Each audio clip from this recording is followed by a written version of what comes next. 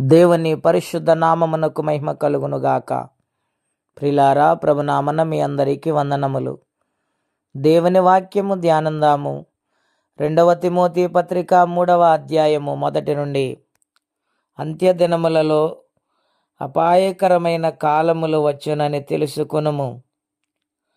ఎలయనగా మనుష్యులు స్వార్థప్రియులు, ధనాపేక్షలు, బెంకములాడువారు, అహంకారులు, దోషకులు, తల్లిదండ్రులకు అవిధేయులు, కృతజ్ఞత లేనివారు, అపవిత్రులు, అనురాగరహితులు, అతిద్వేషులు,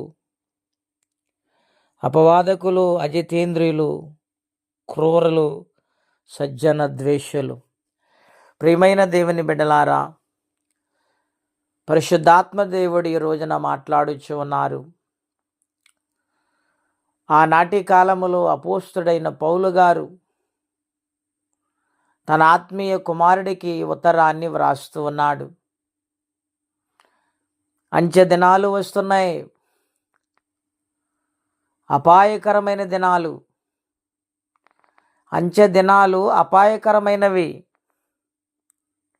అవును ప్రియులారా, నాటి కాలములో రాసిన ఈ ఉత్తరములున్న మాటలు ఈనాటి దినాల్లో మరి ఎక్కువగా కనబడుతూ ఉన్నాయి. ఆయన రాకడ అతి సమీపముగానున్నది. ఎవరికి వారే దేవుని బిడ్డలైన వారు సిద్ధపడాలి.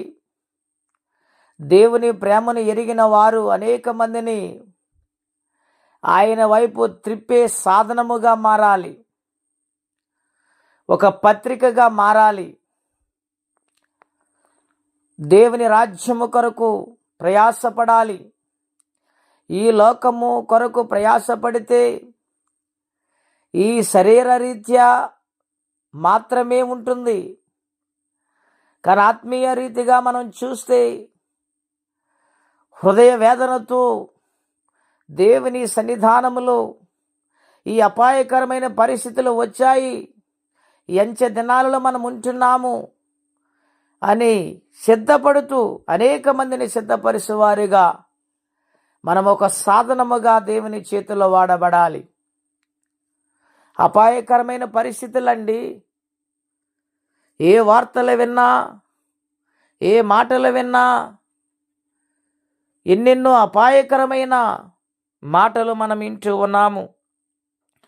రెండవదిగా మనం చూస్తే మనుషులు స్వార్థప్రియులయ్యారు.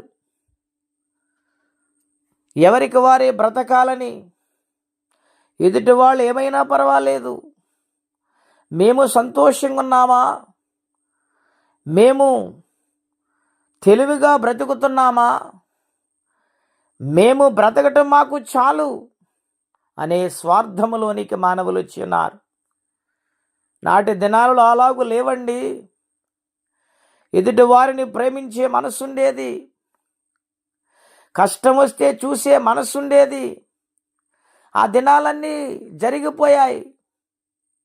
ఇప్పుడు అటువంటి దినాలు, రోజులు లేవండి. ఇప్పుడన్నీ స్వార్థం, స్వార్థం. ప్రతి పనిలో స్వార్థము, ఆలోచనలో స్వార్థము, అన్నిటిలో స్వార్థము.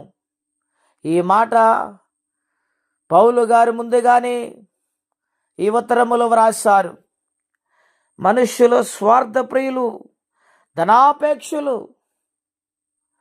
ధనాపేక్షలంటే ధనమును సంపాదించటం, ధనము గురించి ఆపేక్ష.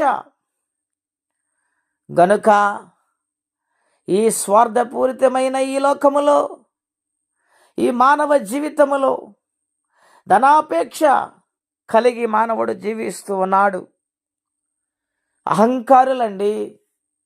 ఈ స్వార్థాన్ని బట్టి, ఈ ధనమును బట్టి మనుషులు అహంకారులుగా మారుతున్నారు, దేవునికి దూరం అయిపోతూ ఉన్నారు.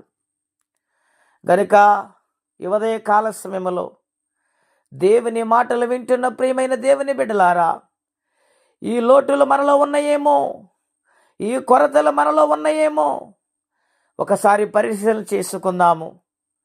దేవునికి అడ్డుపడేవి, దేవుని బాధ పెట్టేవి మనలో ఉండడానికి వీలు లేదు. పరిశుద్ధాత్మ దేవుడు మాట్లాడుతున్నాడు. ఇది నాన్న దేవునికి చేరువయ్యే భక్తి మనము చేయాలి. దేవుని చేరువయ్యే ప్రవర్తన, తగ్గింపు కలిగి ఉండాలి. అటువంటి దీవెన ప్రతి ఒక్కరూ పొందుకోవాలని కోరుకుంటూ ఈ మాటలు ముగిస్తూ ఉన్నాను. ప్రార్థనండి. అత్యంత కృప కలిగిన దేవా, మహోన్నతమైన మీ నామం కొరకే వందనాలు. బిడ్డలందరినీ మీరు దీవించుము, ఆశీర్వదించుము. నాయన స్వార్థము, నాయన అహంకారము, నాయన ఆపేక్షలను విడుదల ఇచ్చి నీ కొరకు బ్రతికి వారుగా చేయమని యేసు నామములో ప్రార్థిస్తున్నాము తండ్రి. ఆమేన్. దేవుడు దీవించును గాక. ఆమేన్.